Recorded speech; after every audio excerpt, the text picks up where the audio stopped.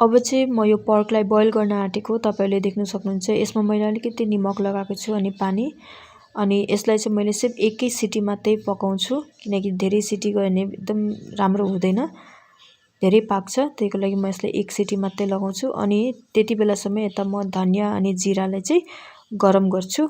गरम गरेर यसलाई म ग्राइन्ड गर्छु। सो तपाईले हेर्दै जानुस्।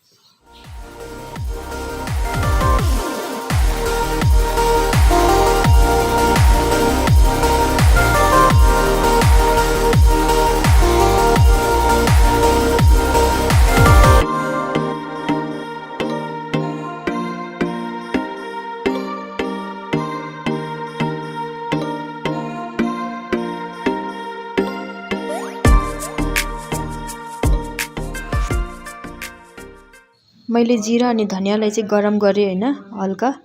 अब यसलाई चाहिँ मैले सेलाउनु पर्ने हुन्छ। यसलाई मैले प्लेटमा हालेँ अब, अनि मैले सेलाएँ। त्यसपछि यसलाई म चाहिँ अब मिक्स गर्नको निम्ति ग्राइन्डरमा हाल्छु।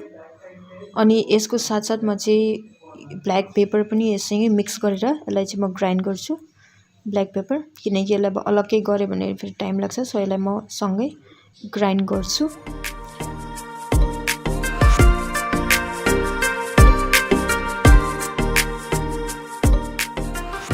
मैले लसुन अदुवा खोर्सानीलाई पनि ग्राइन्ड गरेँ हैन। सो यसलाई मैले रेडी बनाएर राखेँ।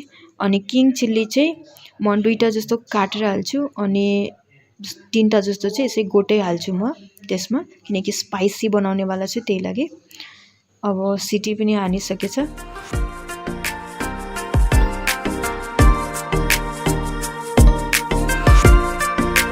A few inches later.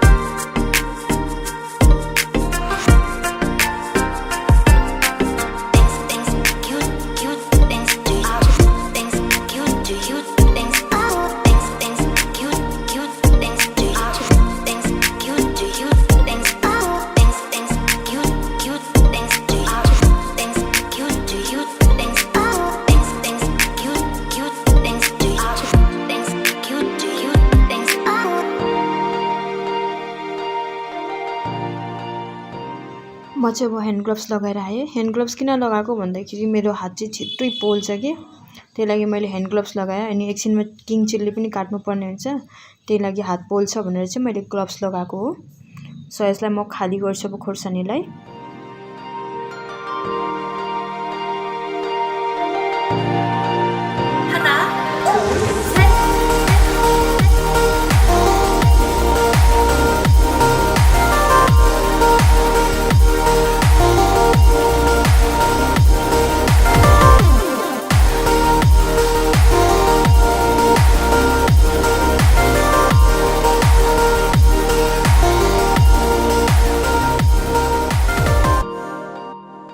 अब चाहिँ म तेल हाल्न आँटेको। यो तेल चाहिँ सरसोको तेल हो, हेर्न सक्नुहुन्छ। नेपालीमा तोरी भन्छ, तोरीको तेल।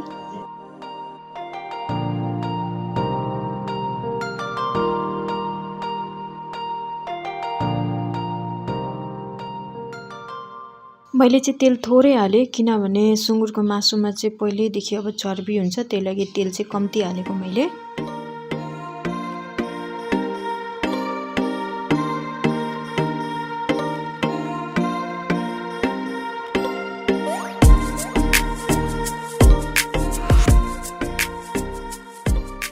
अब यसलाई चाहिँ मजाले तेलमा भुट्नु पर्ने हुन्छ। धेरै कुरकुरे पनि बनाउने होइन, ठिक्कको, खाँदा पनि एकदम राम्रो हैन। सो यसलाई भुट्नु पर्ने छ लोवर फ्लेममा। अनि यसलाई मैले ढक्कन लगाइदिएँ। त्यसपछि एकछिन राखेँ हैन, 10-15 मिनट्स। त्यसपछि यसलाई मैले भुटेँ अनि यसलाई चाहिँ मैले अघि पिनेको मसला हालेँ। यसमा चाहिँ जिरा अनि धनिया अनि ब्ल्याक पेपर छ। त्यसपछि म फेरि इमिडिएटली खोर्सानीहरू हाल्छु, खोर्सानी, लसुन, अदुवाको पेस्ट, अनि यसलाई मजाले मिक्स गर्नुपर्ने हुन्छ।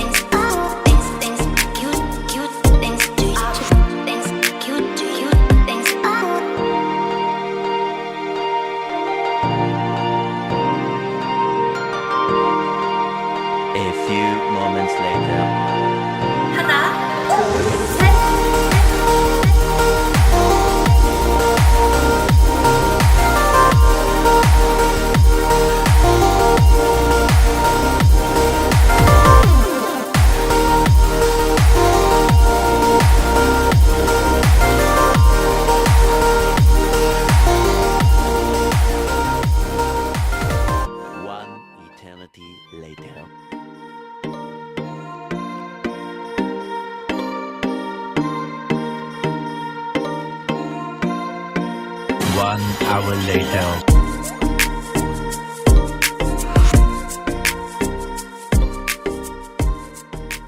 फाइनली पर्कको अचार चाहिँ बनेर रेडी छ, तपाईँले हेर्न सक्नुहुन्छ। अनि यसमा चाहिँ मैले हल्का भिनेगर हालेँ, किनभने मलाई चाहिँ यो लङ लास्टसम्म राख्नु छ, धेरै समयको लागि। त्यही लागि मैले हल्का यत्तिकिन भिनेगर एड गरेँ अनि यसलाई मिक्स गरेँ। अनि अहिले यसलाई चाहिँ म बयममा हाल्दैछु।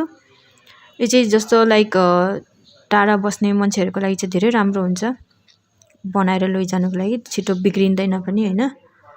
सो तपाईँहरूको कोही बाहिर बस्छ भने, जस्तै कोही केटाकेटी हस्टेलमा बस्छ भने या घरदेखि टाढा बस्छ भने तपाईँहरूले पनि यस्तो बनाएर पठाउन सक्नुहुन्छ।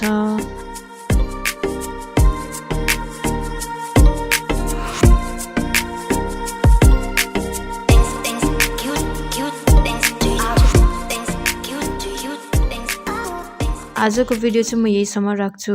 तपाईँहरूलाई मन पर्यो भने नबिर्सिकन लाइक, कमेन्ट अनि सब्सक्राइब गर्नुहोला। So thank you so much for watching. Bye by.